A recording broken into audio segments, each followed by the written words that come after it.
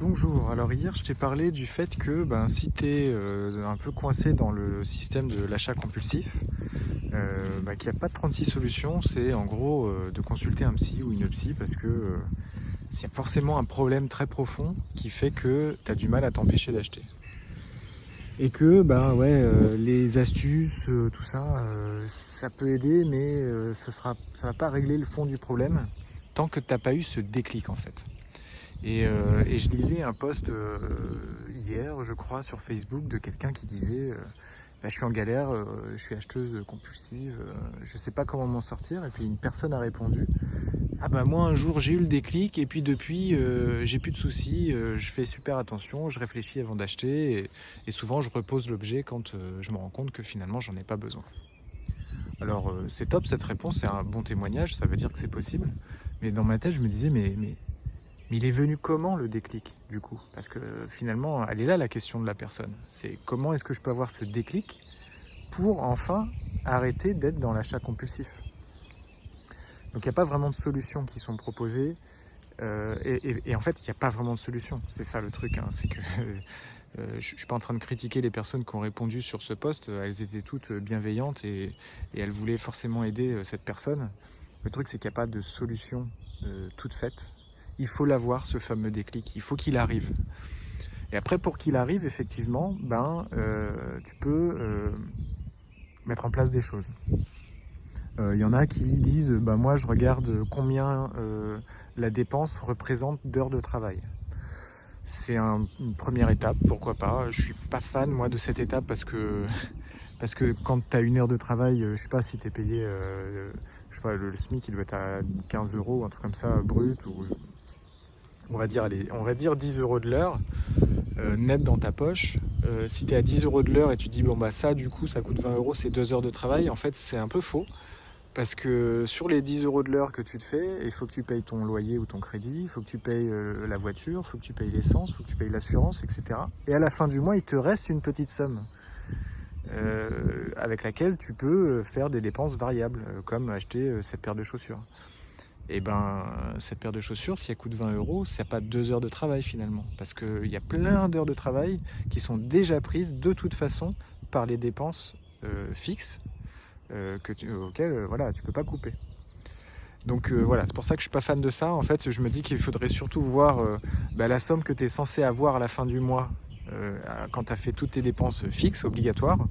Et à la fin, s'il te reste 100 euros, ça veut dire que tu as travaillé tout le mois pour vivre et pour avoir 100 euros de plus pour dépenser un peu comme tu veux. Et donc, du coup, les chaussures à 20 euros, d'un coup, ça représente quand même pas mal. 20% du coup de ce que tu as pu mettre de côté pour tes dépenses variables. Il y a d'autres choses, on peut aussi, et moi c'est ce que je conseille toujours, c'est de bien visualiser ses priorités et ses projets. C'est pas de dire « Ah, j'aimerais bien partir en vacances », mais de dire « Ah voilà, je suis allé voir, j'ai vu telle location dans un camping ou telle location à la montagne, j'ai vu que les forfaits de remontée mécanique étaient à temps, j'ai vu que l'excursion du Club Med je sais pas quoi, elle est à temps et j'aimerais bien la faire parce que ça a l'air intéressant. Et je veux partir à peu près à telle date, avec telle personne, pendant tant de temps. Et du coup, ça coûte, 500 ou 1000 ou 1500 ou 2000 euros. Ou je veux aller au Japon, dans 2 ans, et ça coûtera 3000 euros. Et voilà. Et au moins d'avoir vraiment tout bien planifié, tout bien calculé, et bien visualiser le truc. Parce que le jour où tu vas vouloir acheter, je sais pas moi, t'acheter une nouvelle télé ou une option pour ta voiture ou un massage, et que tu vas te dire est-ce que j'en ai vraiment besoin maintenant et puis est-ce que j'en ai vraiment les moyens, tu vas repenser à ce voyage que tu as vraiment bien planifié, que tu as vraiment bien budgété. Et là, tu vas te dire, ah ouais, non, mais attends, en fait, ce voyage-là, c'est une priorité pour moi, donc ça, c'est pas grave finalement. Mon choix va vers l'autre priorité. C'est en ça aussi que je dis souvent aux gens, en fait, je vais pas te dire de te priver, je vais juste te dire de dépenser vers tes priorités. Si ta priorité, c'est le massage ou l'option de les vitres électriques teintées de ta voiture, vas-y, moi, il n'y a aucun souci là-dessus, chacun a ses priorités. Par contre, si ta priorité c'est le voyage et que tu dépenses dans le reste, ben, soit il faut vraiment bien visualiser ta priorité, soit aussi, j'en viens à un autre point que je voulais aborder, c'est que à ce moment-là, en fait, il faut juste te rendre compte que ta priorité n'est peut-être pas celle que tu penses. Tu peux peut-être penser que ta priorité c'était le voyage. Je reprends le même exemple, hein, l'exemple du voyage, mais ça peut être n'importe quoi, hein, on s'en fout complètement. Mais tu peux te dire, ça c'est ma priorité, vraiment. Et puis au final, tu te rends compte qu'au quotidien, tu dépenses partout ailleurs, mais sauf là-dedans. Tu mets pas de côté pour le voyage, mais tu dépenses pour l'immédiat, par exemple. Pour le plaisir immédiat. Et après tout, pourquoi pas ? J'ai envie de dire, c'est peut-être que l'idée du voyage t'a été apportée par le fait que tes amis, tes collègues, ta famille voyagent et que ça te fait envie. Mais au final, ça ne te fait pas suffisamment envie pour vraiment mettre de côté et pour ne pas dépenser au quotidien sur des petits plaisirs du quotidien. Et c'est peut-être juste que ça fait partie de toi. Peut-être que toi, tu es plus dans le côté je veux me faire plaisir au quotidien et je veux pas me dire je ne dépense pas aujourd'hui pour dépenser plus tard dans un voyage. Et dans un voyage qui va durer que 10 jours ou 2 semaines, qui va certainement être très beau et magnifique et je vais découvrir une nouvelle culture et des nouveaux endroits. Mais au final, est-ce que ça vaut le coup de faire attention pendant 2 ans ? Peut-être pas. Peut-être pas pour toi en fait. Et ça, c'est pas grave. Je veux dire, si c'est comme ça, c'est comme ça. L'important, c'est que tu te sentes bien en fait. Donc voilà, ce que je revenais là-dessus. Il y a effectivement la solution du psy pour voir pourquoi je suis acheteuse compulsif ou compulsive. Il y a aussi des astuces. Et voilà, et je voulais vous parler de mon projet. Alors, ouais, j'aurais dû vous en parler dès le début, mais c'est pas grave.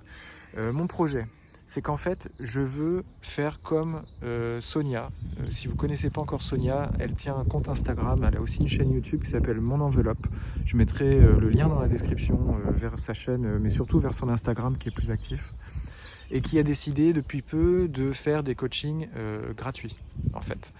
Je ne sais pas exactement sous quelle forme, mais à mon avis, ça doit être des échanges par téléphone ou à l'écrit.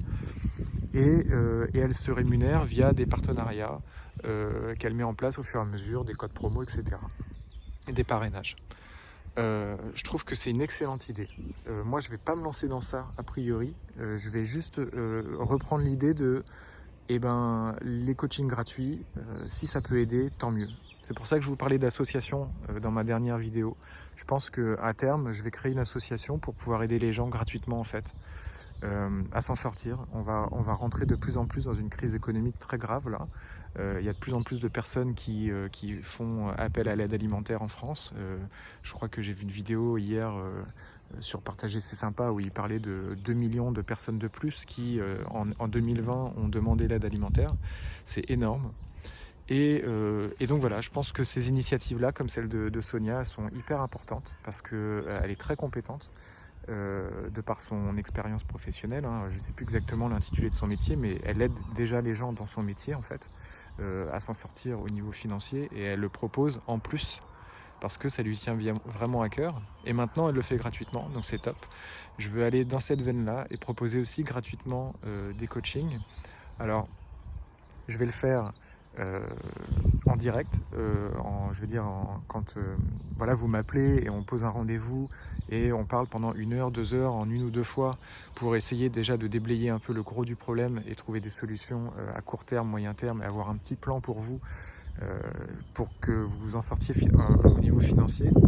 Et puis j'ai aussi dans l'idée de le faire sous forme de vidéo YouTube en fait.